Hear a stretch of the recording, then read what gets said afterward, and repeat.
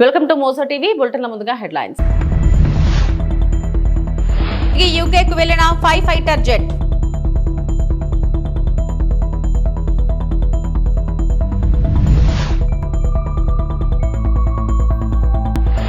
చంద్రబాబు ఉద్యోగుల గౌరవం కాపాడుతానన్నారు కదా, ఇప్పుడేం చేస్తున్నారు?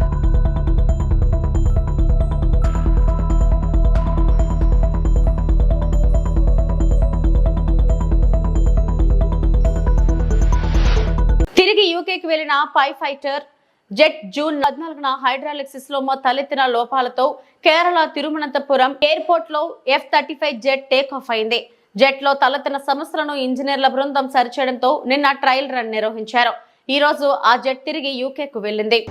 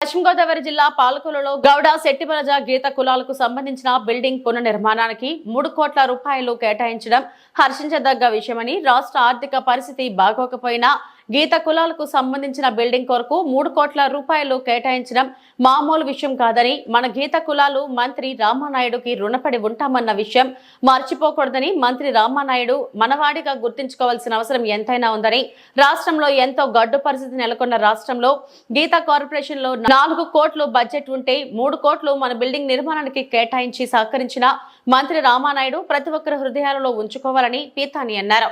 రామానాయుడు స్టైలే వేరు, ఏం చేయాలన్నా అది రామానాయుడికే సాధ్యమని, అదే రామానాయుడు సక్సెస్ఫుల్ రేట్ అని, ఆయన ఒక్కడికే సొంతమని, ఎప్పటి నుండో జిల్లాల్లో గీత కులాలకు సంబంధించిన బిల్డింగ్ పాలకులనే అనుకునేవారమని, కానీ ఈ రోజు రాష్ట్రంలోనే మొదటి బిల్డింగ్ కాబోతుందన్న విషయం చెప్పడానికి గర్విస్తున్నామని, దీనికి మంత్రి రామానాయుడుకు, సీఎం చంద్రబాబుకు, డిప్యూటీ సీఎం పవన్ కళ్యాణ్ కు హృదయపూర్వక ధన్యవాదాలు మరియు కృతజ్ఞతలు తెలియజేస్తున్నానన్నారు.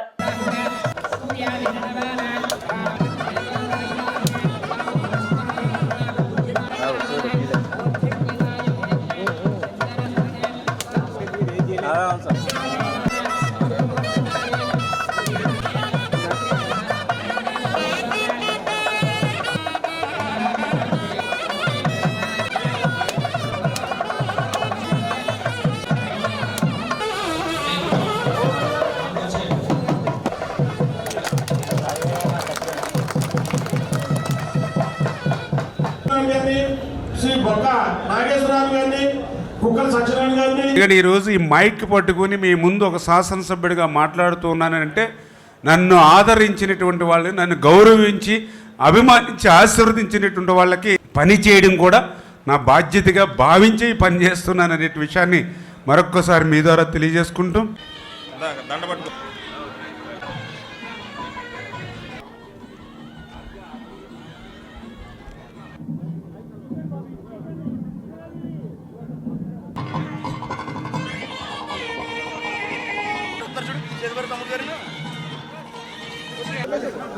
ఒక పీస్ రావాలి, ఎదరికి వెళ్ళాలి మీరు.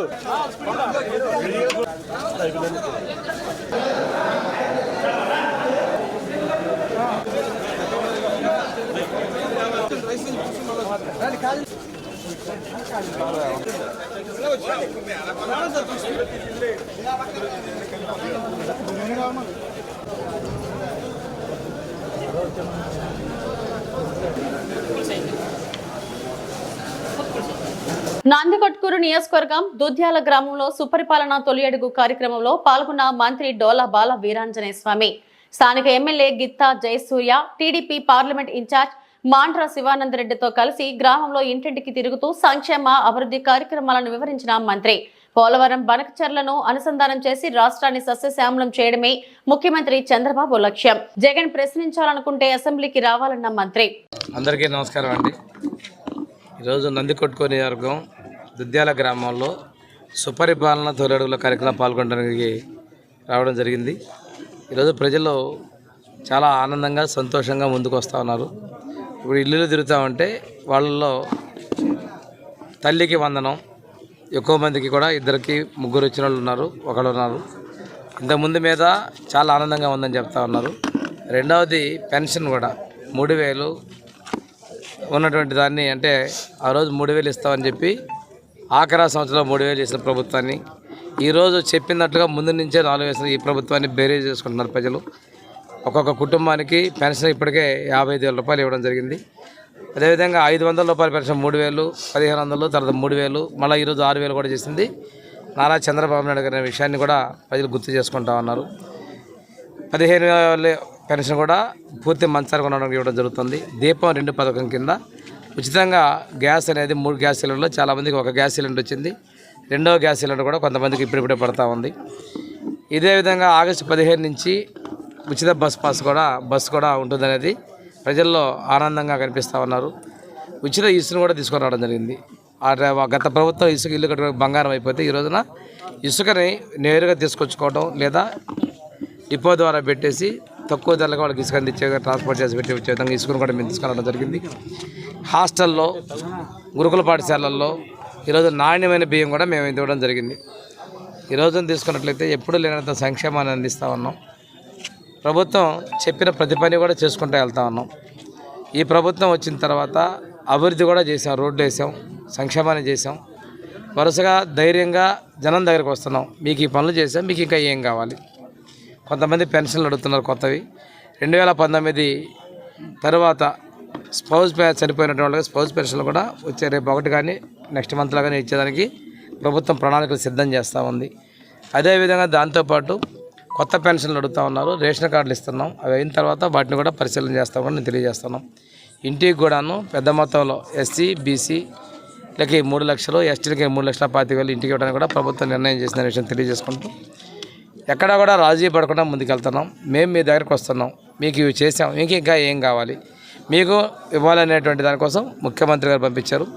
ఈ ప్రయత్నంలో ముఖ్యమంత్రి గారికి, చంద్రబాబు నాయుడు గారికి, యువ నాయకులు లోకేష్ గారికి ఇందాక దారిలో వస్తా చూశాను. 1,200 కిలోమీటర్లు చేసినటువంటి స్తూపాన్ని కూడా చూడడం జరిగింది. అంటే ఆ రోజు వారు ఎంత కఠోర శ్రమ చేశారో కూడా ఒకసారి గుర్తు కనిపిస్తూ ఉంది.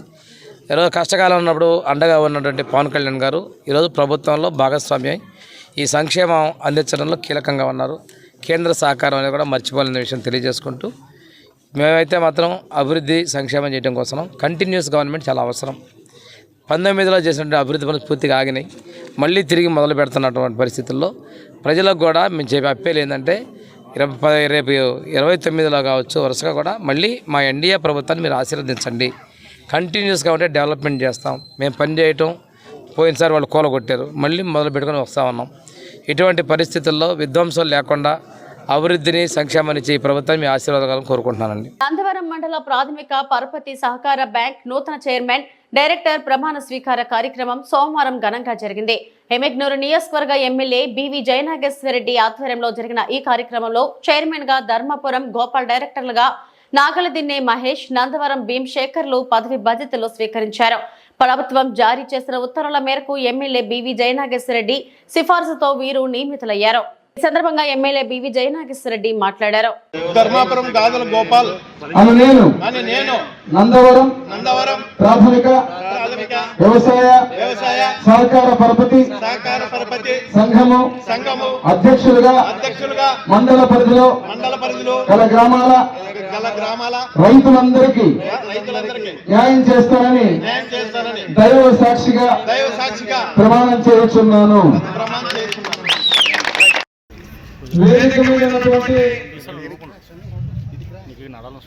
కీర్తి చేసిన తండ్రి బివి మోహన్ రెడ్డి గారు, ఈ నందవరంలో అనసూయమ్మ గారు, అదేవిధంగా స్వామి గారు, వారి తండ్రుల నుంచి ఈ రోజు వరకు పార్టీలో ఉన్నటువంటి నందవరం మండల నాయకులకు, అదేవిధంగా నా ముందున్నటువంటి తెలుగుదేశం పార్టీ మరియు కూటమి కార్యకర్తలకు, నాయకులకు, నందమూరి వంశీయులకు, పత్రికలకు, నందవరం పిఎస్సి చైర్మన్ అది ప్రమాణ స్వీకారంకి వచ్చిన జయనేశ్వర సార్కి ఎంతో రుణపడి ఉంటా.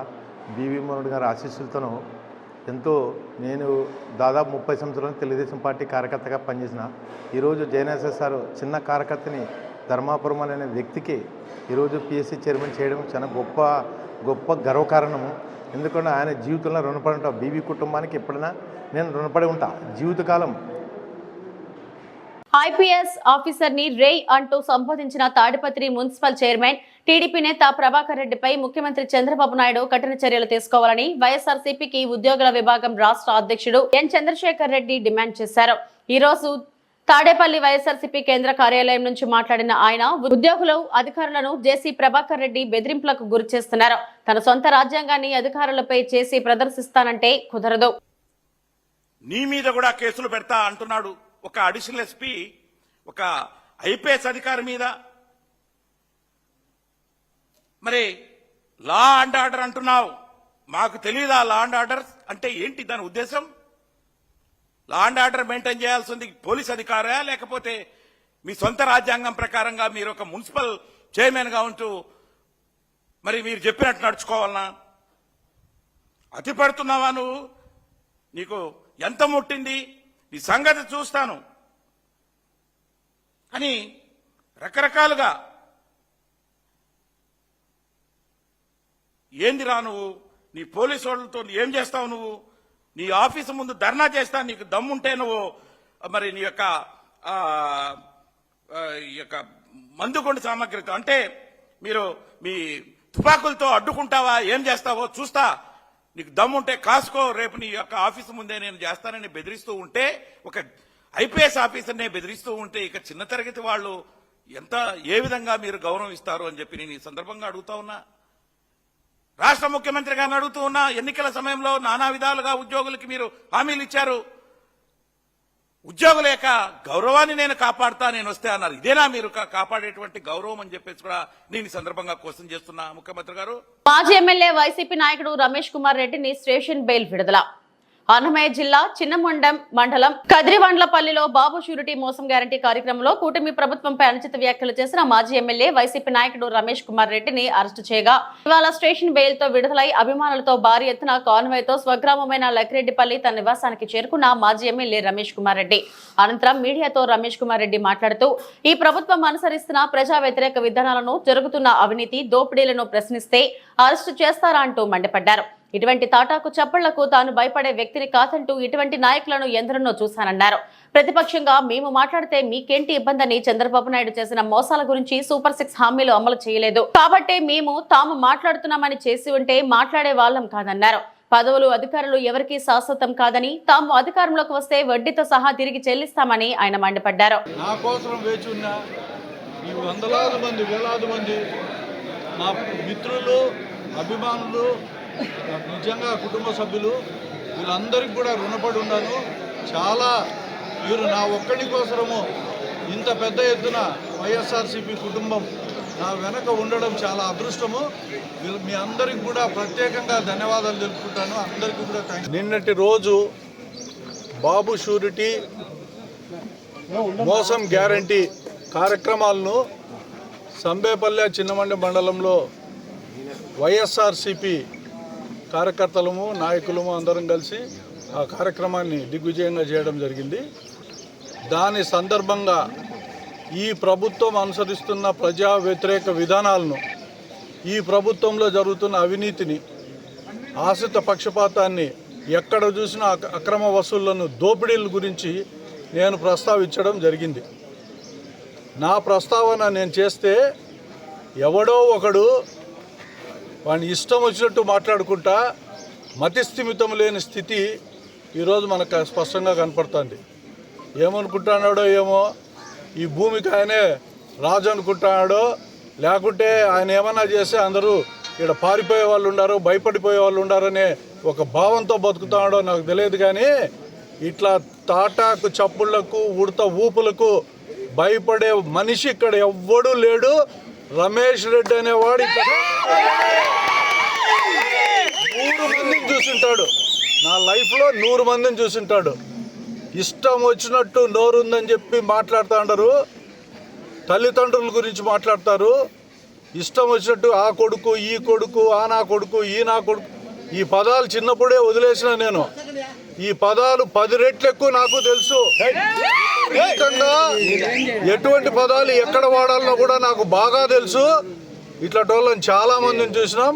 గుడ్డలు చింపి కొడతాడంట రోడ్డంతా. ఎంతమందిని చూసింటా నేను గుడ్డలు చింపి కొట్టే వాళ్ళను. మా నాయన గురించి మాట్లాడతాడు. నాకు సంస్కారం ఉంది కాబట్టి వాళ్ళ నాయన గురించి నేను మాట్లాడను మొదలు పెడితే చరిత్రలు బయటకు వస్తాయి. ఎలా బతికినారు, ఎప్పుడు ఎట్లున్నారు, ఏమి వాళ్ళ పరిస్థితి, అన్ని చరిత్రలు చెప్పే శక్తి నాకుంది. నేను వాళ్ళ పెద్దలు అంటే గౌరవం కాబట్టి నేను మాట్లాడను. సిగ్గు శరము మానం ఉండేవాడైతే ఇవన్నీ మాట్లాడు. ఎవడు నేర్పించినాడు ఈ సంస్కారం? చంద్రబాబు నాయుడు గారిని సూటిగా అడుగుతాండా, ఈ సంస్కారం మీరే నేర్పించినారా? మొట్టమొదటిసారి రాయచోట్లో ఇంతటి గలీజు సంస్కృతి ఈరోజు తయారైంది. మేము మాట్లాడితే, ప్రతిపక్షంగా మేము మాట్లాడితే మీకేం ఇబ్బంది అయ్యా? చంద్రబాబు నాయుడు గారు చేసిన మోసాన్ని గురించి మాట్లాడినాం. ఈ సమాజంలో సూపర్ 6 గురించి మాట్లాడినాం. ఆయన ఇవ్వలేదు కాబట్టి మాట్లాడినాం. ఆయన ఇచ్చిట్టే మేము ఎందుకు మాట్లాడతాం?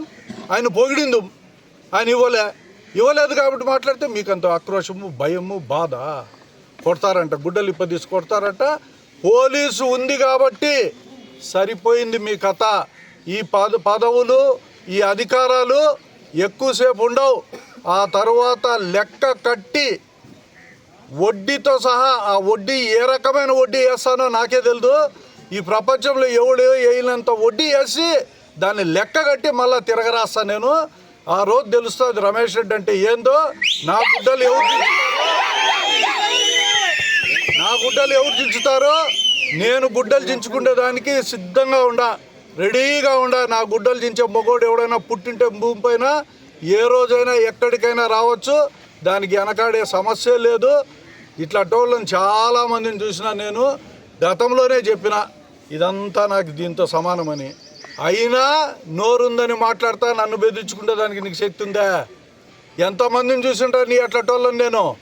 ఇప్పటికైనా గౌరవంగా, మర్యాదగా, పదవికి వన్నె తెచ్చేటట్లు గౌరవంగా బతికే సాంప్రదాయం నీ దగ్గర ఉంటే ఉండండి. లేదా నాకు తెలుసు రాయచోట్లో మీ శక్తి ఎంతో, మా శక్తి ఎంతో. మీకంటే 10 రెట్లు ఎక్కువ శక్తివంతుడిని నేను. నన్ను నువ్వు కాదు, ఈ ప్రభుత్వం కూడా ఏం చేయలేదని చెప్పి ఈ సందర్భంగా చెప్తా ఉన్నా.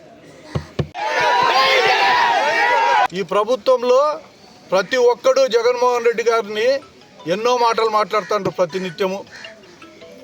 జగన్మోహన్ రెడ్డి గారిని సైకో అన్నారు, భూస్థాపితం చేస్తా అన్నారు, ఇంకోటి చేస్తామంటారు. ఏమంటే అది మాట్లాడుతుంటారే. మీ పైన కేసులు ఉండవా? మీరు సచివులా? మీ ముఖ్యమంత్రి ఏమైనా మాట్లాడచ్చా జగన్మోహన్ రెడ్డిని? ఇది ఒక దుష్ట పరిపాలన. మళ్ళా చెప్తాడా, నేను చెప్పిన ప్రతి ఒక్క విషయము కూడా ఈరోజు కూడా కట్టుబడే ఉండా. వెనక్కిపోయే సమస్య లేదు.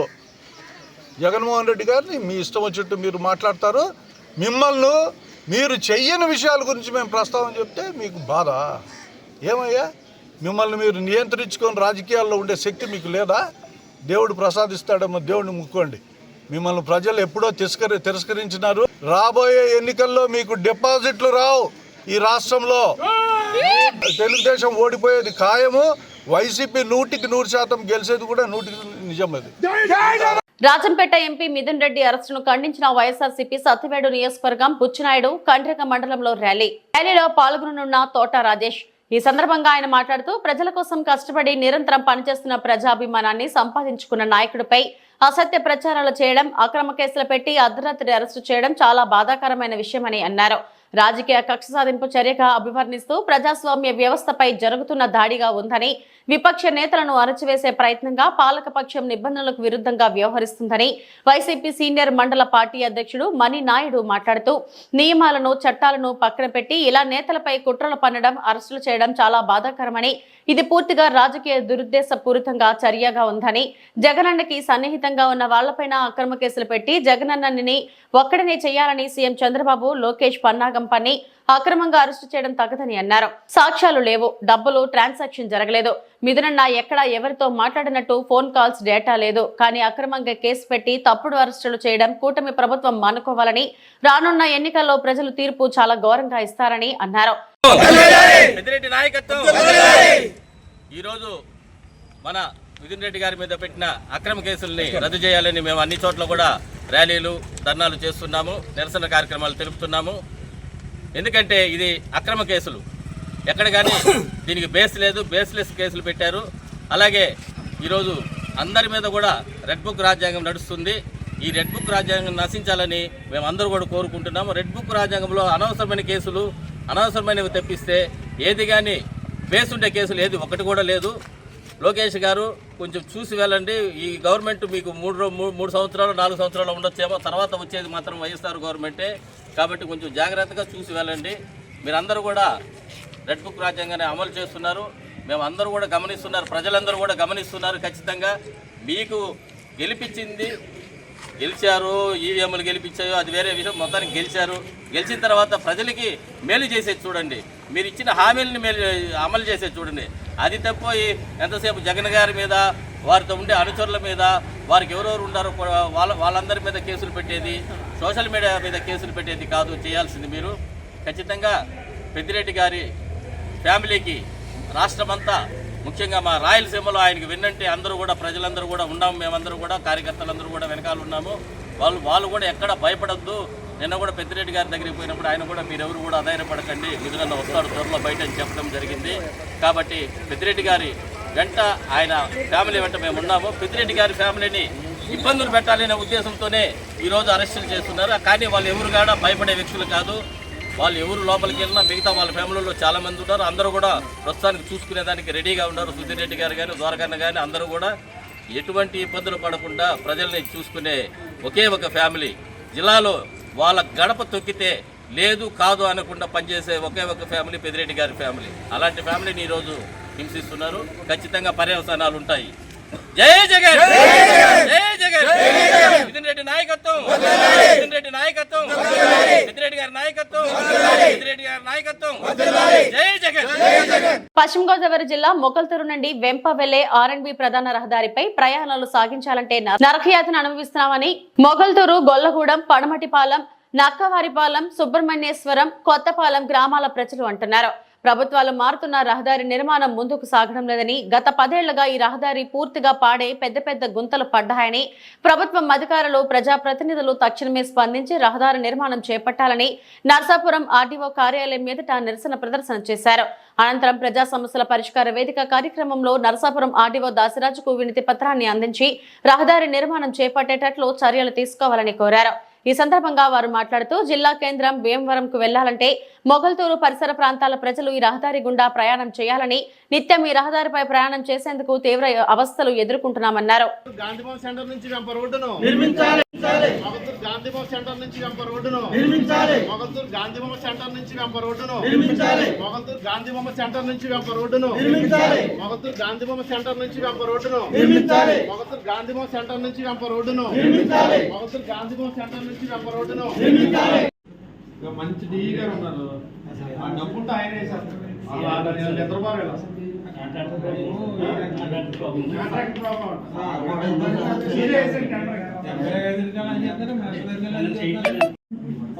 మొగల్తూరు వెంప మీదకి ఆ రోడ్డు వేయాలి కదా.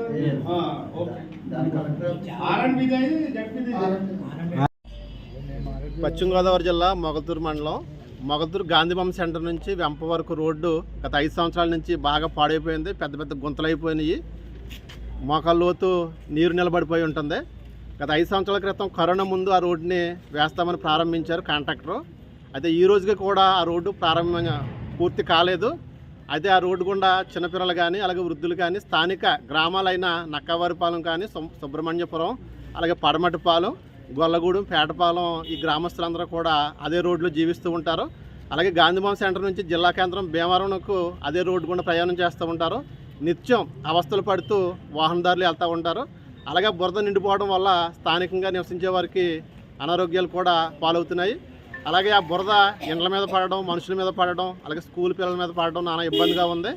కానీ స్థానిక ఎమ్మెల్యే గారు కానీ స్థానిక అధికారులు కానీ ఆ రోడ్డు గురించి ఎన్నిసార్లు విన్నవించినా కాంట్రాక్టర్దారుడితో లోపమని చెప్పి చెప్తున్నారు తప్ప దాన్ని ప్రారంభించట్లేదు.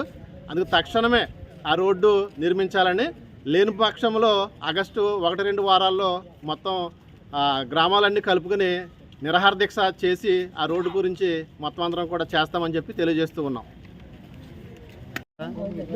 మొగల్తూరు మండలం మొగల్తూరు పంచాయతీ సెంటర్ నుండి భీమవరం జిల్లా కేంద్రానికి వెళ్ళే రోడ్డు ఇవాళ పాడైపోయిందంటే 5 సంవత్సరాల క్రితం నుంచి పాడైపోయింది. అది ఇవాళ పిల్లలు కానీ, స్కూల్కి వెళ్ళే పిల్లలు కానీ, ముసలు కానీ ఎవరైనా సరే ఇవాళ గుంతల్లో పడి చాలా ఆరోగ్యం పరిస్థితి వచ్చి ఉన్నది. ఎవరో కూడా పట్టించుకుని నాదులు లేరు. అధికారుల దగ్గర చెప్తే అధికారులు అంటారు కాంట్రాక్ట్దారుడు ఆయన చూసుకుంటాడు, అయిపోతుంది, ఇవాళ అయిపోద్ది, రేపు అయిపోద్ది అని 5 సంవత్సరాల నుంచి కూడా ఇదే జరుగుతుంది. ఆ రోడ్డు గురించి పట్టించుకుని నాదులు లేరు. ఇవాళైనా జిల్లా కలెక్టర్ గారు దీన్ని స్పందించి దీని పరిధిలో తీసుకుని ఆ రోడ్డుని బాగు చేయాలి, అందరికీ అనుకూల సంతానం ఉండాలని మేము కోరుకుంటున్నాం. ఇవి ఇప్పటివరకు నా బులెటిన్ అప్డేట్స్. నమస్తే.